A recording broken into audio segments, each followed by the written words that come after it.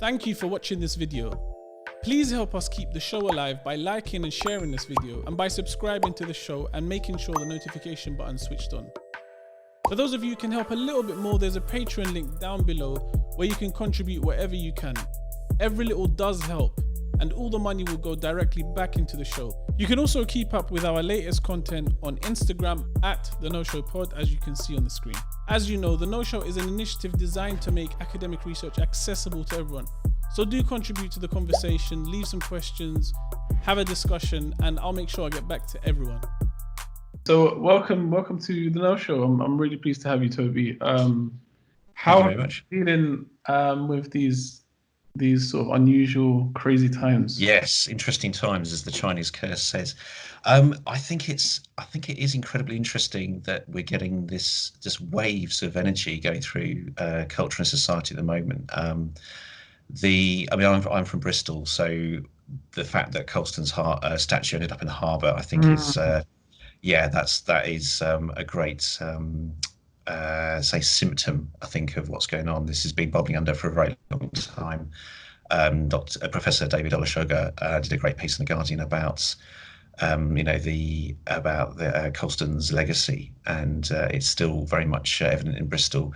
His name is everywhere, and I think he made a crucial point that contextually, if you put the statue in a museum, that is one context that is very much belongs to the past, etc., along with Black Lives Matter protest banners. But if you put it on a plinth in the centre of Bristol, that is a complete other context. And this is where I think the image is incredibly important. I mean, what we see, what representations of people have great power, certainly in terms of symbolic value.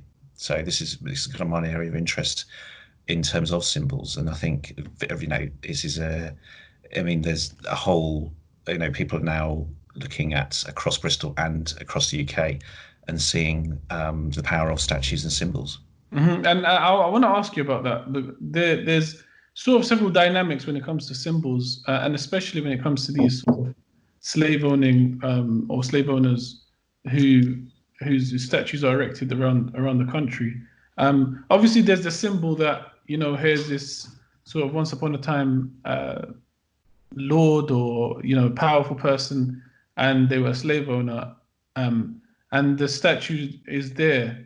But then the alternative symbol is, once that statue is toppled and thrown into the harbour, what kind of symbol is that? Like the statue being at the bottom of the harbour? Again, it's the resonance is very powerful. The fact that that power can shift and that it can be disrupted in that sense. So there's the sense of the status quo is being upended, I think would symbolise there's a definite shift in power relations, which I think statues, again, they're vulnerable in that sense. There's a number of things on Facebook which I've seen, that people have been posting pictures of Margaret Thatcher's statue saying, the Thames is that away and things. And this is where it starts to get, Colston died in 1721. His statue was erected in 1895.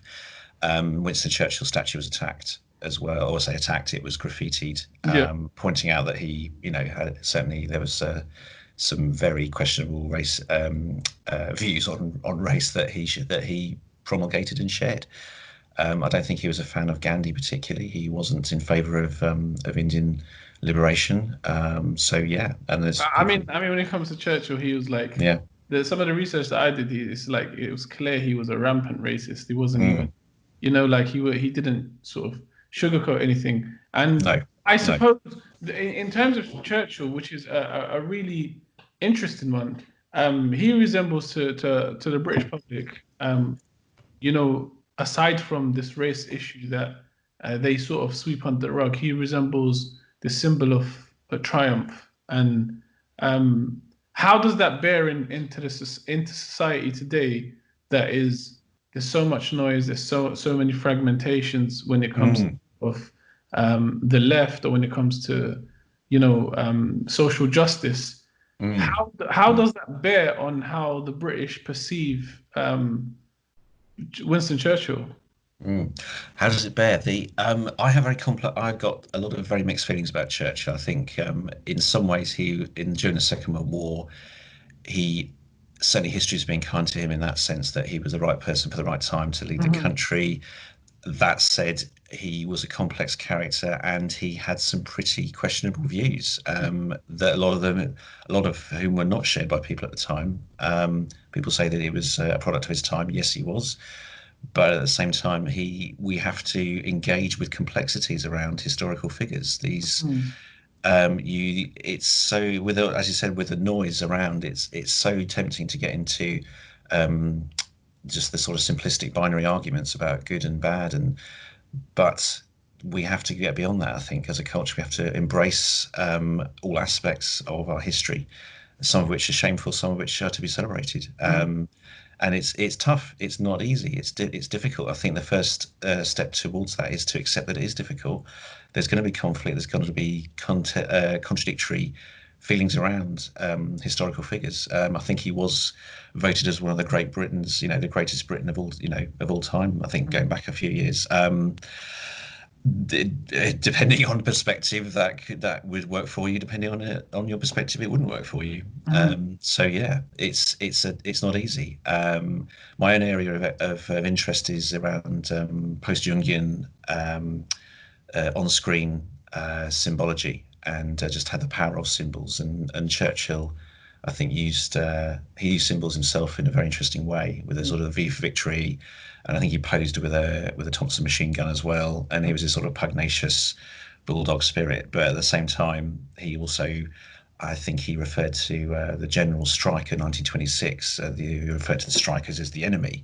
So he's not exactly, at the time, he certainly wasn't a fan of the working classes in this country as well. So he's very much of the establishment. And yeah, but going back to the resonance of symbols, they echo throughout history. I think it's interesting as well, just the timing of these things with the David Olusoga program, House Through Time. A lot of in Guinea Street, the house was built by people with strong connections to the slave trade.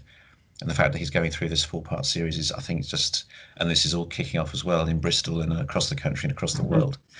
There seems to be timing to these things. So yeah. It's really interesting. And so I want to go a bit into your research. So what you sort of go into post-Jungian film or symbols, and what drove you down that route? I was aware of Jung on a sort of intellectual level, going back a few years. I didn't get back into academia till I was into my 30s, really. So in terms of psychological approaches to film and screen studies, generally it was Freud and psychoanalysis. And people sometimes conflate Jung and Freud as being the same, and they're not. They are quite different in many respects, but they're similar in other ways. So Jung, of course, was Freud's star pupil, and in fact, he was anointed the crown prince of the psychoanalytical movement by Freud. So there's very much a sort of father-son relationship there. But Jung himself, he basically tried to make room for the spirit and spiritual questions, of which Freud was quite dismissive. And Freud himself said, he confessed in the 1920s that he's never experienced what he called an oceanic feeling, which I think is a lovely phrase. But Jung himself had a number of what he called psychic experiences, including in 1913 a vision of Europe being swept away by a tidal wave of blood and skulls, which is pretty powerful stuff. So there's this, with Jung, there's a strong sense of spiritual energy, of the dynamism of symbols, and not so much. Freud liked to know, he likes to analyze and fix things. He likes to know stuff, and it was to make the unknowable known. Jung, I think, was more respectful of symbols and signs as being much more transmutable, much more representative of something that the intellect may not necessarily be able to know. He made room for the unknowable, which I think is one of the things that attracted me to his writings. There's also post-Jung as well, because he was very much a man of his time, but also ahead of it. So the post-Jungians, including Andrew Samuel, who's a well-respected authority on Jung as well, based at the University of Essex, he A lot of his work I read. Also, Helena Barristol-Morizot and Luke Hockley, who have been carrying a flag for, amongst a number of other people, I should hasten to add, have been carrying a flag for Jungian film studies. We've been investigating just how on-screen symbols can induce affect in audiences. So this touches on a number of issues around certainly screen studies and film studies and TV studies. The power of symbols is really interesting area. You can have 100 people in the cinema watching the same film, but have 100 different reactions. So generally, spectator studies and reception studies, they used to treat the audience as a sort of homogeneous mass, which is not really the lived experience of most people. Some people can't stand certain comedies, some people love them, but if you're seeing the same film, then it's not it's going to evoke different feelings. So Jungian screen studies sort of certainly makes room for that and recognizes that that people don't have necessarily the same experience of films. So if you don't mind, like for people listening who aren't aware of like Jung's works and how they translate into cinema, what is the main theory or the main framework that you guys sort of look at? So the main framework, Jung talks about archetypes, introversion and extroversion as well. So he held that the psyche contains archetypes such as the shadow is the big one, which is of course where a lot of horror for cinema takes its inspiration from. So this shadow particularly is around the repressed side of the human psyche. There's also what they called the complexes as well. So I think Jung and Freud both they looked at inferiority complexes and superiority complexes, and it was Jung took them a certain direction, Freud took them in another direction. So with you can analyze archetypes within cinema. So my own research looks at the father archetype. So within the psyche, we have the animus and the anima as well, which is the male and female sort of general archetypes. Within those as well, there's sort of nuances around the father, the mother, the child, the trickster as well. Helena Barristol-Morizot, one of my colleagues and friends, writes very well on the trickster.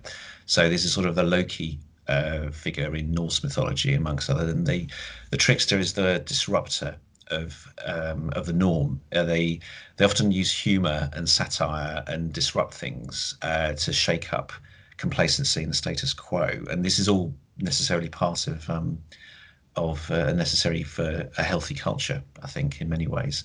I think Trump is he cannot take trickster energy around him. He cannot stand being laughed at, for example, or made fun of. He doesn't get it. He takes himself incredibly seriously, and when a leader of a country cannot see the humour, or there's going to be trouble ahead, which I think is pretty obvious to most people. Isn't that probably because of his sort of neuroticism?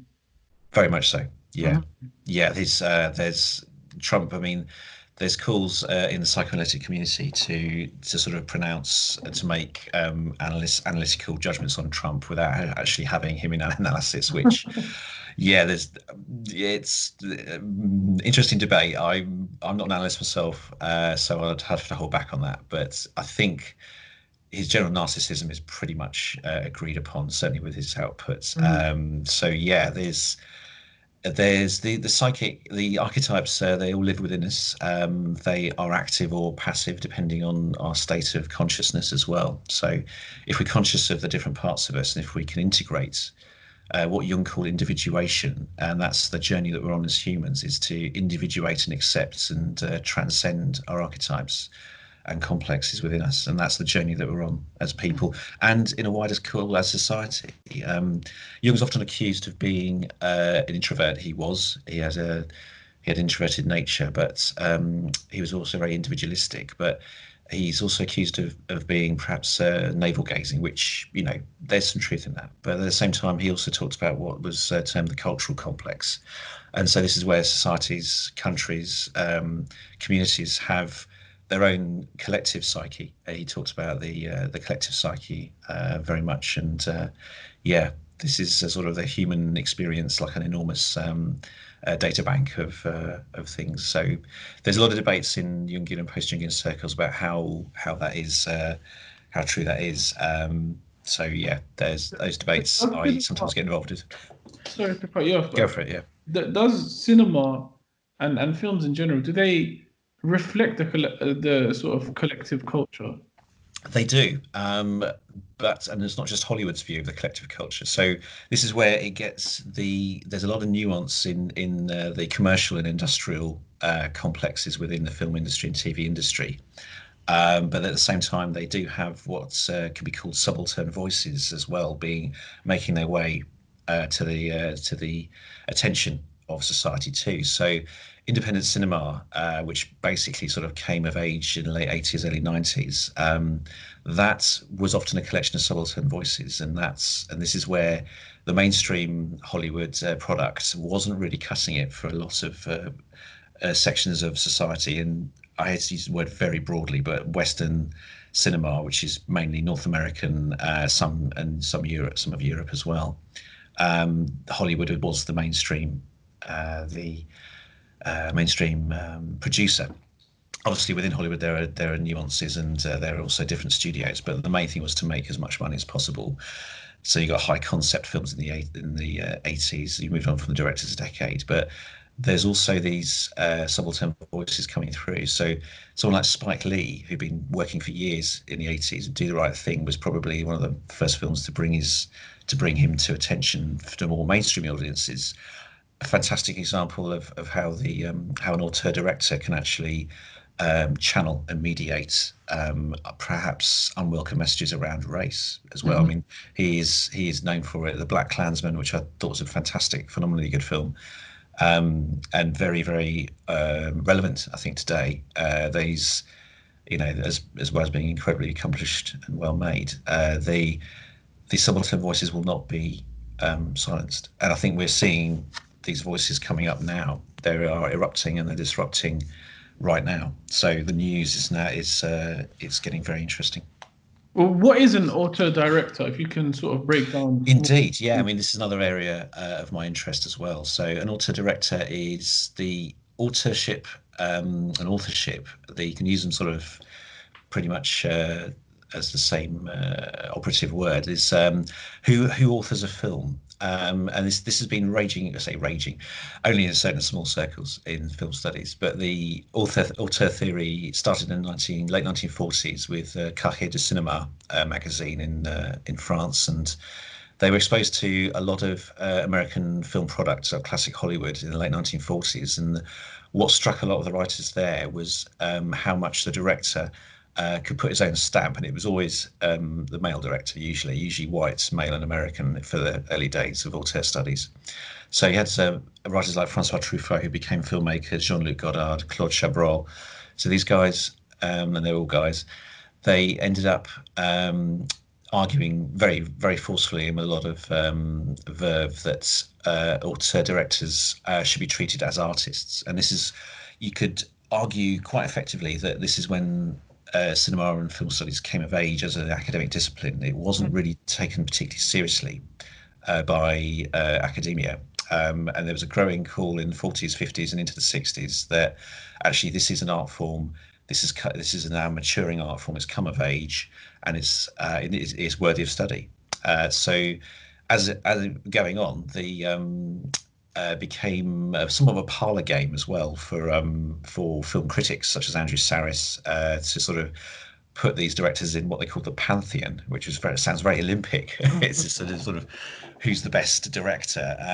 Unfortunately, yeah, this also it kind of sidelined an awful lot of good directors as well, who according to the critics didn't make the pantheon. So it became somewhat of a sort of arrogant, geeky parlor game, to be perfectly frank. And then it started to get into the 60s and the 70s, and it became subject to the French sort of philosophy and auteur structuralism, which is it's very dense, not necessarily helpful as well, and somewhat chilling they almost went the other way and said that the author's not important. The famous Death of the Author by Roland Barthes in 1968 sort of tried to kill off the author. The author is really quite resilient, actually. So, yeah, the author's still a presence, and I think these days probably more important than ever, because there's a crucial part of identity with the author. We can't identify with Quentin Tarantino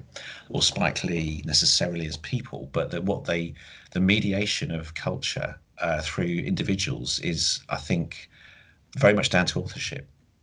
The Certainly around, and also there's also arguments around authorship, the director being the author rather than a screenplay as the screenwriter, or the musical score, etc. I think you can certainly assign authorship to studios, like Marvel Studios, for example, author the Avengers films, the X-Men films, the DC universe as well. That's a studio playing the part of the author, because I think Kathleen Kennedy for Disney, and who now got the rights to all the Star Wars, you could argue that the director of those films are not important. It's the actual studio that decides how the films will be portrayed. They claim a huge part of the authorship. The director does, direct the images, which again is a very Jungian thing. Who directs the images, which is what we consume, and also obviously the sound. But yeah, the author is what they call there's a essay by Alexander Astruc in 1948, and he argued that the author director wields the stilo pen.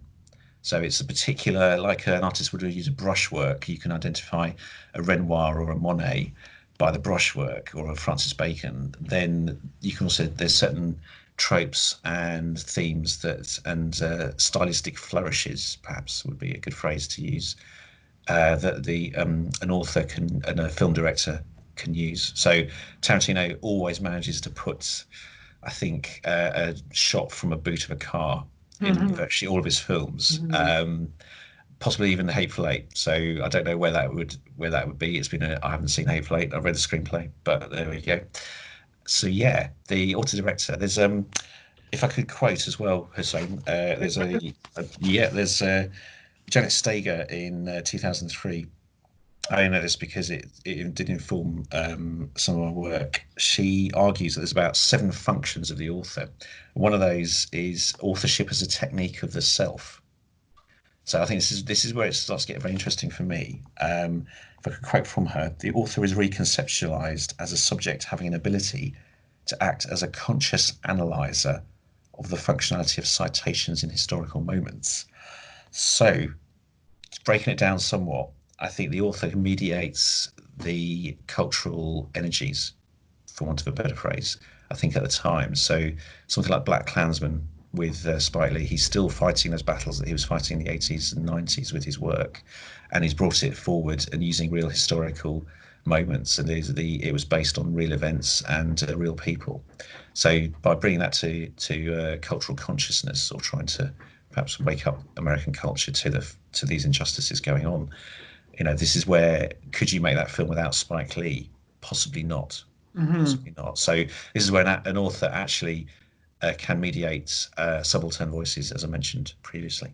We're on the subject of Spike Lee. I've sort of in the past, over the past few weeks, with the whole situation with the riots and the uproar to what happened in the US.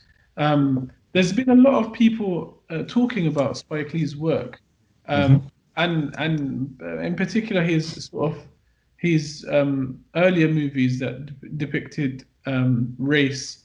How important do you think he has been to sort of voicing these or being a reflection to what's happening in American society? I think from a cultural perspective, incredibly important. He is a recognised director. The auteur can be used as a descriptor, in an adjectival sense, as in the Spike Lee levels of rage against racism, for example. If you use that phrase, possibly a little bit pretentious, but people would know what you're talking about. He's become associated and is deeply symbolic of pointing out racial prejudice and racial issues in American society. I'm not that familiar with all of his work. I've seen things over the years, but when I saw Do the Right Thing, it's the power of the film struck me enormously. And it was the fact that as a fairly callow 19-year-old on a film studies course at university, the fact that it was a film which had pretty much virtually all black characters apart from Danny Aiello as Sal, the pizza owner, and his sons, and it was all black characters, and that shifted my perspective to quite a large degree, because you don't realize until it's pointed out or until you see a film like, say, Menace to Society, which again is, the Hughes brothers, just this sort of cry of rage against the situation that they're in, just how ethnocentric cinema it is, and especially Hollywood. So yeah, I think he's consistently provided a voice for African Americans in Hollywood cinema. And he's become, there's the term Indiewood, which was coined by, amongst other people, Jeff King, in a number of fantastic books that he's done, and it's where the lines are blurred between Hollywood and indie cinema in America. So they become Indiewood rather than Hollywood. It's a nice little portmanteau phrase. And this obviously started probably around late 80s, early 90s. Tarantino was part of that. The Miramax and the Sundance Film Festival, covered by Peter Biskind. If anyone hasn't read Peter Biskind, please do. He's a fabulous writer on film, especially around Indiewood and the director's decade of the 70s. And this is where these independent directors were sort of working in the wilderness to a large degree. They were making money, but nowhere near the sort of the money that Hollywood was making with mainstream films. And then it started crossing over. And this sort of, as I said, it came around in the late 80s, early 90s, and they suddenly became, the major studios got picked up these directors because they could make some money. I mean, I think Reservoir Dogs was banned from a lot of cinemas because of its content, but it made $22 to $23 million on video sales. Oh, wow. Back in the days when there were videos. Yeah, so this is where it gets really. There's suddenly Hollywood sits up and takes notice because there's money to be made, and yes, Steven Soderbergh's Sex, Lies, and Videotape. I think it won the Cannes Special Prize in 1989. And that people say, oh, okay, and they started getting interested, and audiences are ready, I think, for this, for different views on things. Indiewood traditionally, it sort of looks outside of characters, unresolved narratives, sort of stylistic flourishes, which perhaps make you look at things in different ways. So yeah, and then obviously the major studios got involved with their own so-called independent cinema studios. So there was it Fox Searchlight amongst others. There's a number of they put them to one side and and staff them with execs that could appeal to independent filmmakers. So yeah, there's money to be made. So it's like and this is, I think, on a deeper level, there's probably more recognition of the different voices within society. As American society is so polyglot, and there's a huge variety in communities in there. So if you're not making films for those communities, then you're missing a trick. And I think this is where, going back to the original point, Spike Lee, he kept flying the flag. He did it when it wasn't particularly trendy. I think there's a feeling with Obama's presidency that, oh, we're all post-racial now. I think that's the events of the past 4 years, and especially the events now, just absolutely contradicts that to a very deep degree. That maybe that's a place we'd like to get to, but I think we're a long way from that yet.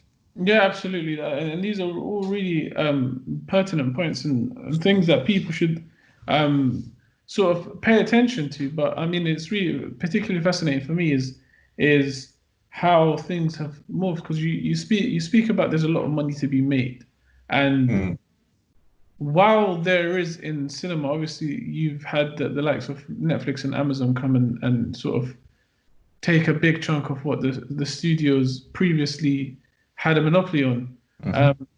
And so how you also mentioned the fact that you can appeal to so many different demographics within society. So how does the rise of Netflix and Amazon and these sort of companies changed the way in which sort of writers or directors produce content or produce film? The excuse me. It's an interesting question. I'm not a media studies. Excuse me. I'm not media studies trained so much in terms of film, although the two are very linked. So I think it's just new platforms. A lot of Netflix stuff, the quality TV, I think that I'm sure someone's doing a PhD on it already. But the rise of quality TV could be probably go back to, I mean, the very first one would probably be Twin Peaks back in 1990, 91. And I think you're looking at Sopranos, 6 Foot Under. So there's this sense of so-called quality television coming up and challenging film as well. And there's such different mediums, film and television, in so many ways. But the attraction of high-end quality record of television, such as say Boardwalk Empire, is a particular favourite of mine. It is challenging Hollywood in that sense that there's other demographics being catered to. So again, Mayans MC, which I'm enjoying very much on the second season, virtually all the characters are Hispanic Americans or Mexicans, and this is I'm not sure it would have got made that long ago, because they just there may not have been a perception by the studios, or sorry, the networks, that that would actually have many subscribers or viewers. So this diversification, I think, is probably indicative of quite a big shift in terms of industrial and commercial trends. So we now have access to so many more media than we used to. When I was at university back in the 90s, it was, you had film, you had TV, you had print and radio, and that was about it. Yeah. And there was the control over those media you could obviously, there's a lot of diversity there, but the consumption of it, I think, has just changed out of all recognition. So we now, any smartphone is now a viewing device as well. So this is it's fundamentally changed the game. I think in terms of Hollywood doesn't do innovation particularly well sometimes. It's not all Hollywood studios embraced sound back in 1927. I think one of the studio heads is, I think it might have been Harry Cohn, actually said, who would want to pay to hear actors talk? It's like, well, okay, they've been doing it for years in the theatre, but never mind. So it's quite astonishing in the sort of the blinkeredness of Hollywood, and it's in the golden age, so probably sort of mid 30s to the 60s. Television was the big threat. Obviously, TV didn't get going properly till probably the late 1940s in terms of saturation of the equipment. So technology drives Hollywood to a very large degree. They panicked. They tried to, I think, disrupt TV. Some of the more far-sighted ones probably tried to get on board. And once they realised they could actually sell their films to television networks and get money from them, because Hollywood is a business, then suddenly they embraced it. But at the same time, the TV was considered the big threat. Going into the 70s and 80s, videotaping, it was the big threat, because people were taping things off the television and seeing their product for free. So they got very upset about that. Internet, again, with Napster back in the early 2000s. The Hollywood tends to react and then shy away, but then eventually come around to it. So there is this, the internet and Netflix and streaming is just another something else to be scared of, I think, initially. That said, I think the more far-sighted execs would probably be embracing it to a degree. Something about Netflix, though, and possibly not Amazon Fire, but Netflix, is it's still not making a profit. So they are, in fact, their business model is an interesting one. I'm not sure how viable it is. Perhaps it's become viable with lockdown, with people just like and there could have been new subscribers. But as far as I'm aware, they're still yet to make a profit. So how long they can sustain that for is another matter. I mean, that's just I suppose that's just Netflix is just sticking to the sort of typical business model in the tech world of you have to win the market. I Yeah. mean, there's only one winner, but it doesn't seem to be the case, or it doesn't seem to be possible in sort of when it comes to like film and TV. Just because there's all sorts of amazing content being produced everywhere. But I want to go back to your own research, and you said you have a particular focus on the sort of the father figure. Mm. So to tell me a bit more about that, and sort of what movies you looked at, and why that sort of concept.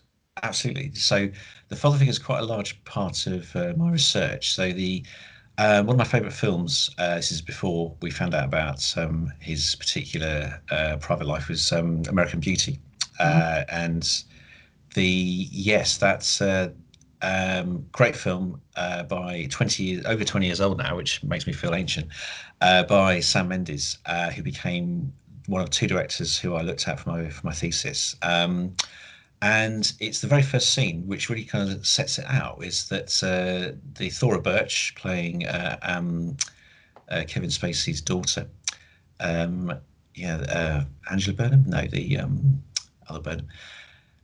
Basically, she's talking to a video camera being filmed by her boyfriend Ricky Fitz, and she says, I don't need a horny geek boy who's going to spray his shorts every time one of my girlfriends come over. I need a real father figure. I need a real father in my life. And that just got me thinking about what's been termed father hunger and how it plays out in American society. So in Jung, there's a sense that there is a sort of parental hunger if you have been raised without a father figure in your life, in terms of they may be there but they weren't present, they weren't involved. Then they may have been remote or either working or just not taking part in family life. You may start experiencing what has been called by other people father hunger or parental hunger. So generally, this is where the father starts to get an interesting role within American society, because one of the main ways that he proves his love for his family is by his actions and by his work. So which necessarily takes him out. So the more I looked into it, the more I started seeing the father in all sorts of films, and father hunger was there as well. And it was one of the Stella Bruzzi, who's a great film writer. She said did a key text really around masculinity studies within film called Bringing Up Daddy in 2005, and she pointed out that the father is somewhat like oxygen. You're breathing it in all the time, but you don't really realize it's there until it's not there, and it's kind of that's interesting. And the more I started looking at the films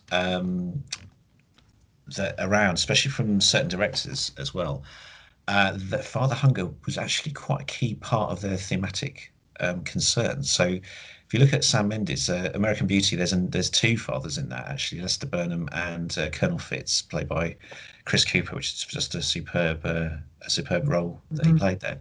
And Kevin Spacey too did a great job as Lester Burnham.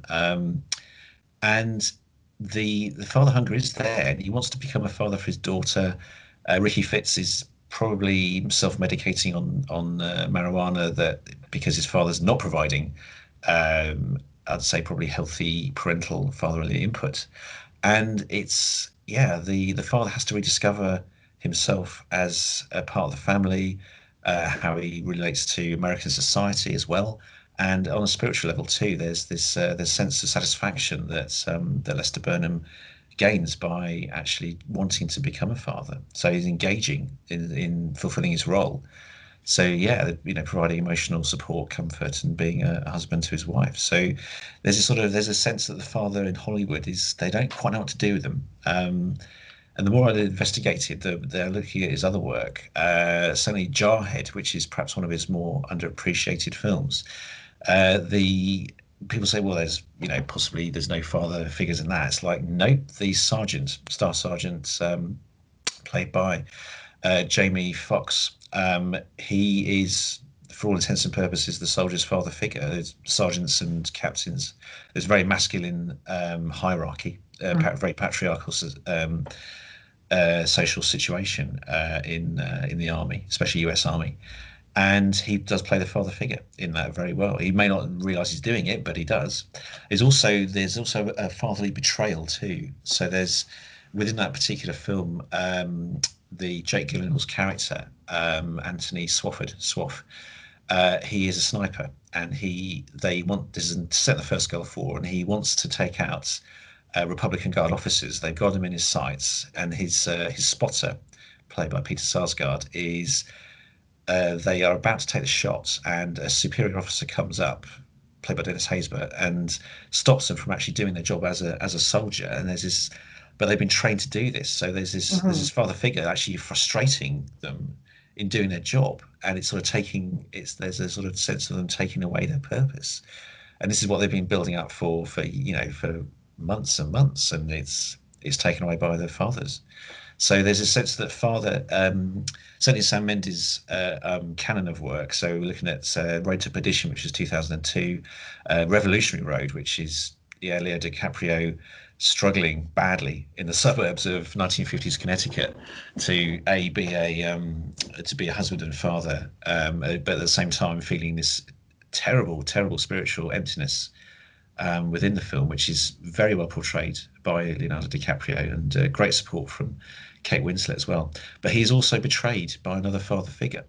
So, and is his boss at his company, and he's all set to basically jack in his job and move to Paris with his wife because that's where he felt most alive.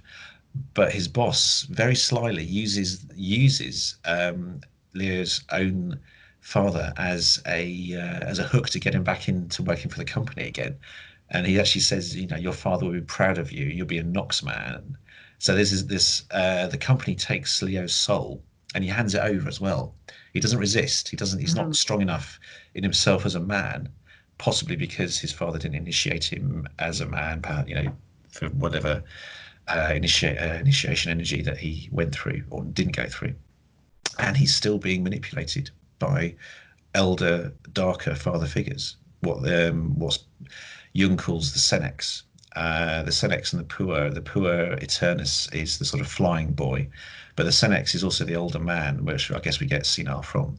But there's this again is another archetype, as I mentioned earlier in the podcast, that the archetypal symbol of the older father can be negative as well as positive. So you have the wise old man, like the classic example of this is Obi-Wan Kenobi, but you also have some very negative old men as well, as in the Emperor for Star Wars. But also, you start looking around, and suddenly these archetypes are all there, and it gets really interesting in terms of analysing this. So, so Sam Mendes' oeuvre, it's got father hunger, and it's got fathers in there, and there's fathers relating to children, both sons and daughters, in all sorts of complex and interesting ways. The other director I looked at as well for this, and this is where it gets one of my favourite films is Boogie Nights by Paul Thomas Anderson. And again, his early work and a lot of his later work as well is just dominated by fathers and the hunger for a healthy father figure. So in Magnolia, there's Tom Cruise, which I think is one of his best roles, even though it's a supporting role. He falls apart when he's actually faced with his real father dying in front of him, and this very cocksure men's sort of, I wouldn't say men's rights activist, but this very sort of like I think he was a sort of seduce and destroy, this sort of pickup artist that he's playing, and just absolutely falls apart in front of mortality and his father dying in front of him. And it's just, and there's no neat ending. So it's a classic indie wood text, and there's no neat endings, and there's this unforgiving close-up, and I think it's an amazing performance by Tom Cruise, one of my favourite performances by him. And he starts off by insulting his dying father, and using very specifically masculine terms of abuse, saying cocksucker, hope you're in pain, etc. And then this mask just drops, and he's this grieving, lost little boy who begs his father not to leave him a second time because he abandoned him when he was a child, and it's just incredible. So this is part of a whole tableau of incredible performances in that film. So when I started looking at the films I liked, it's like, whoa, okay, this is, yeah, I think there could be some interesting research here, and yeah, the rest is sort of history. Is the father figure generally always a sort of a problematic relationship? Very good question. Yes, Hollywood likes to problematize the father. It doesn't quite know what to do with the father figure in many ways. So um, they're never quite sure whether or not to make them sexual as well. The father's generally asexual in Hollywood films for a long time, and this is where it's a problem. It's a problem for Hollywood, I think. Yeah, yeah, I I mean, think it's. one of the examples that sort of just springs to my mind is, Mm. and obviously, like an overdose of fatherhood is The Pursuit of Happiness. And, Oh, absolutely. Yes, great example. Great example. and to me, even within that, the kid has to look at his dad who's like struggling, can't, pay the bills, and the marriage breaks down. So to me, it just seems like the like all the examples that you've mentioned and the ones that come to my mind, it seems to me that they're never there's never a father figure that is sort of, a rounded figure, a wholesome character. Exactly. Yeah. There's always a problem. It is problematized. There's this gap between the father hunger for the children, the father, and the hunger to be a father as well that the father's experiencing. So Lester Burnham in American Beauty, he wants to be a father, but he doesn't know how. Hmm. Yeah, there's a dark father as well. Someone like Daniel Plainview in There Will Be Blood, another one of Paul Thomas Anderson's efforts. It just drives his own son away. He's got this terrible soul darkness that he's experiencing, and he's offered the chance of redemption by being a father, but he turns it down in pursuit of money and power. And it's always a problem. The father's generally a problem, and I think this goes into deeper territory in terms of American society, and I think it's reflected. You could argue that films and TV are very much a barometer of a country's culture and where it's at. And I think this is never more true than in America. Certainly, someone like The Sopranos and Tony Soprano's getting very, he struggles with being a father as well as performing his role as a mafia boss as well. There's, I think, certainly Sons of Anarchy as well, and Mayans MC, which I'm enjoying, as I said.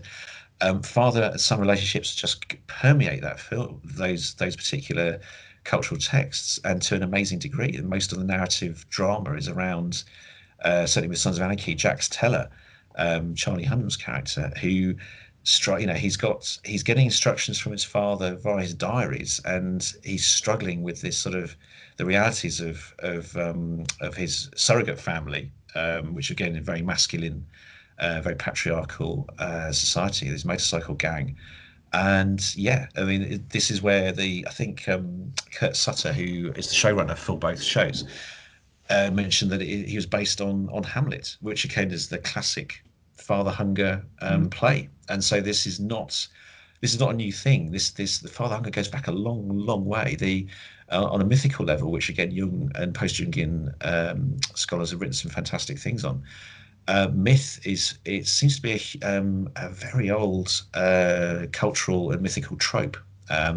The father that has to grow himself has to be a father and to provide that sort of masculine connection, so that sons and daughters can connect to the masculine. So going back even further and even deeper, we're looking at the sort of interplay between masculine and feminine, the yin, the yang, and that is often problematized by a lot of cultures. That's really fascinating. I mean, even as sort of you're mentioning all these sort of dynamics, I'm thinking of all these depictions of how father hunger exists, and there's so many different types. I mean, I don't know if you've seen it, but Marco Polo on Netflix Not is yet, no. is a really good show, and it's literally the central theme of it is father hunger. Yeah, Now that yeah. I'm thinking of it from that framework. Yeah, it's everywhere. Yeah, It's exactly. really like, oh, it's just like Stella Now I Brooks can't has said. unsee it. Yeah. Yes, put that in your mind. So Tell me a bit about the sort of monograph you're looking to, or you're working on, or you're looking to work on now. yes, thank you. It's called The American Father on the Screen. I'm still finishing touches to it with for Routledge, and fingers crossed, once I submit it, it should be back. It should be in all good bookshops or Amazon next year sometime. So it's based on my thesis. I've expanded it somewhat. So I wanted to give more, explore the figure of the father to TV, some TV, but to other directors as well. So, and I thought, well, is it just going to be these two main directors that I choose to focus on? But actually, as listeners might start to realise as well, it's everywhere. There's an awful lot of as a theme throughout a lot of cultural texts that father hunger is present. So yeah, thinking about a boy. Again, there's Hugh Grant's character.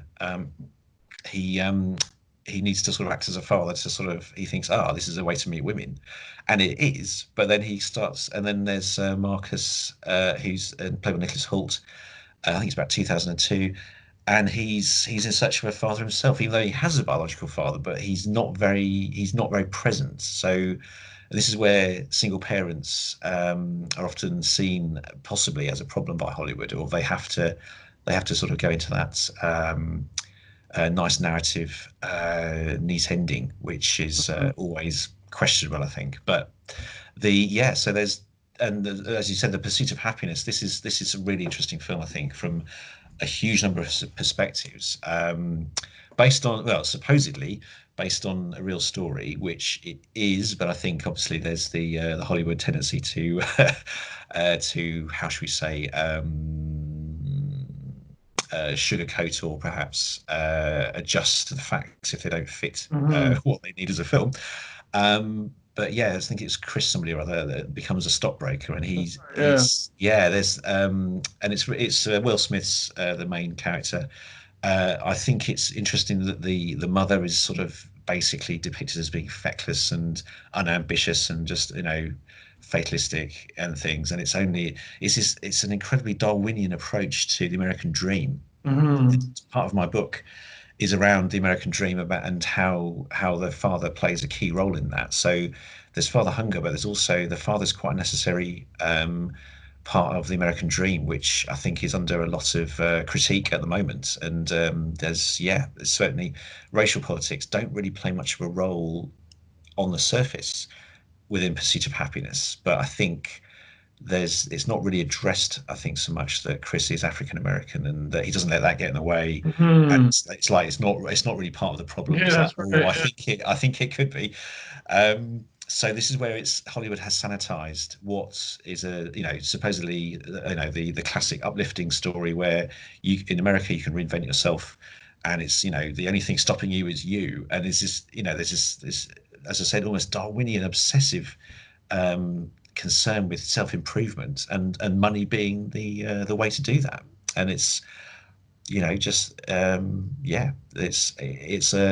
harkening back, I think, to a lot of 80s and even before then films around something like, I think it's Baby Boom with Diane Keaton, and who is sort of single, a childless woman who has to take on the role of a mother, but also juggling a corporate life, and she ends up, I think, starting a successful line of baby food because inspired by her newfound surrogate motherhood. So it's parental energies seem to be subsumed into the American dream as much as anything else. And it is that's my book does analyze that role in there as well. So the father is a key figure.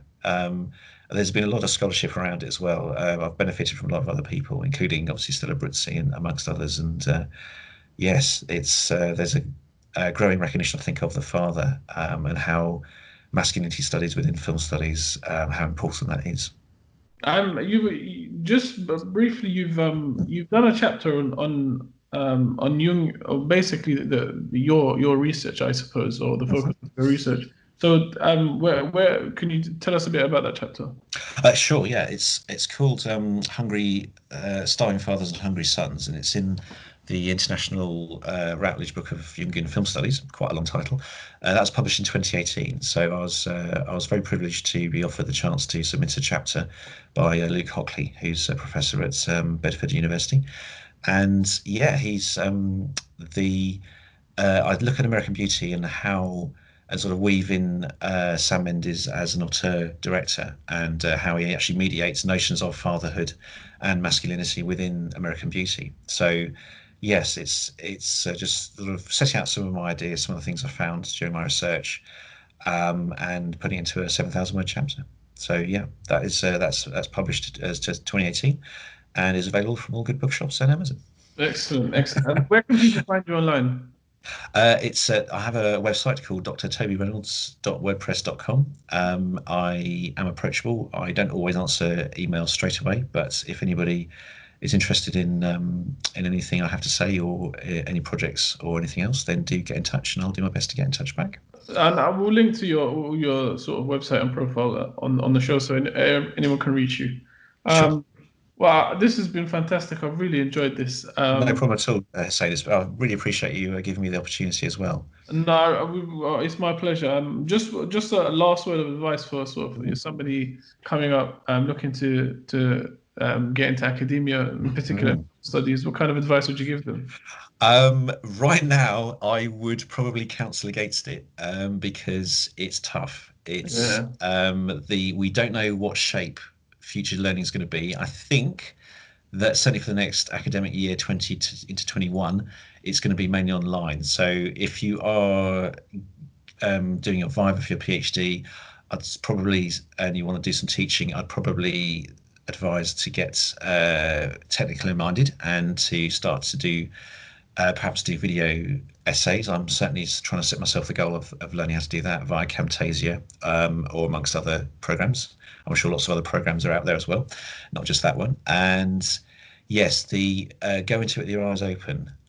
It's not a route to riches. It's also very competitive too. I have taught at UEA and at the University of Winchester and at the University of Essex. I still don't have an academic position yet. That's something that I'm working on, along with a lot of my friends and PhD colleagues along the way as well. It is tough out there. Do a subject that you enjoy and that you love, because that will sustain you. And good luck. Excellent advice. And definitely, I second the idea of getting technical. Everyone needs to get technical now. The uncertainty in the world is just, there's too many unknowns that we don't know about. So I appreciate you coming on, and definitely no problem at all. Have you on soon again. Love to. Yeah, drop me a line, and I can blather on about film. Very happy to. Thank you for watching this video. Please help us keep the show alive by liking and sharing this video, and by subscribing to the show and making sure the notification button is switched on. For those of you who can help a little bit more, there's a Patreon link down below where you can contribute whatever you can. Every little does help, and all the money will go directly back into the show. You can also keep up with our latest content on Instagram at The No Show Pod, as you can see on the screen. As you know, The No Show is an initiative designed to make academic research accessible to everyone. So do contribute to the conversation, leave some questions, have a discussion, and I'll make sure I get back to everyone.